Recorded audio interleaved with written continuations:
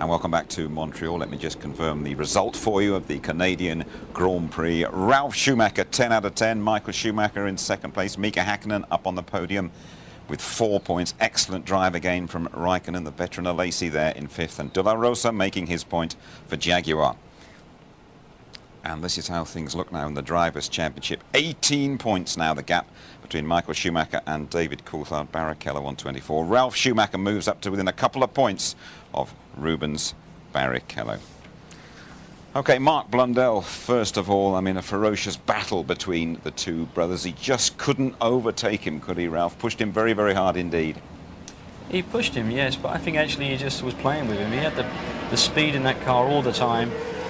He just hounded his brother, and I think he was just trying to pressure him into making a mistake and not putting himself at risk, or his brother actually at that point, of trying to go underneath him every time under the chicane. You see him time and time again, he sets him up, dives underneath and just backs out the last moment. But the big deal was the speed was there when it was needed, and what an impressive performance. Time again, sets him up, just doesn't make the move, puts the pressure on and just leaves it at that. And then Tony, he sped away when Michael Schumacher pitted, didn't it, did Ralph? But I guess it all boiled down to the pit stops in the end. Yeah, lap 45 and lap 50, just 5 in it. But after this, look, in comes Michael Schumacher for this tremendous stop. And it was all down to the Ferrari mechanics at this point, but they did it in 8.4 seconds. They're used to this, but it was matched by the Williams guys. But not only that, Ralf Schumacher went out there and he went faster and faster each lap, and he made sure of the victory. This is you know, the first BMW victory in Grand Prix racing was here in 1982 with Nelson Piquet. They're talking about Ralf Schumacher re-signing for the team. You bet you he will. How big a boost is this for Williams, do you think, Mark? Huge boost. I mean, you know, we heard the guys talk about coming with an attitude to win races. They are back. You know, BMW, Michelin tyres, the Williams team, and Ralf Schumacher, an air of maturity showing already, and he's an equal match for his brother at this point, and his brother knows it. Tony, that World Championship hill for David Coulthard's looking very steep now, isn't it?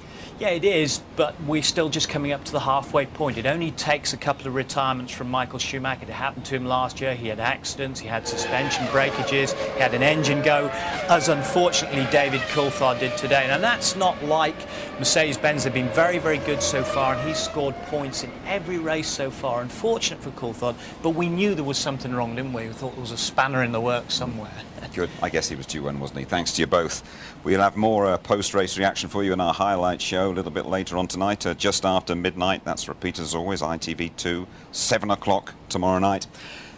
And in a couple of weeks' time, off we go to the European Grand Prix. It is at the Nürburgring. We give you the full ITV service, the qualifying live at 11:30 on the Saturday race. Lots of pre-race build-up. We start just after midday, and the highlights 11:45 on the Sunday night. There we are then, the Schumachers keeping the Canadian Grand Prix very much in the family, I suppose. Big brother Michael, he stays bang on course for the world title. This one, though, belongs to Ralph from the whole ITV team in Montreal. Good night.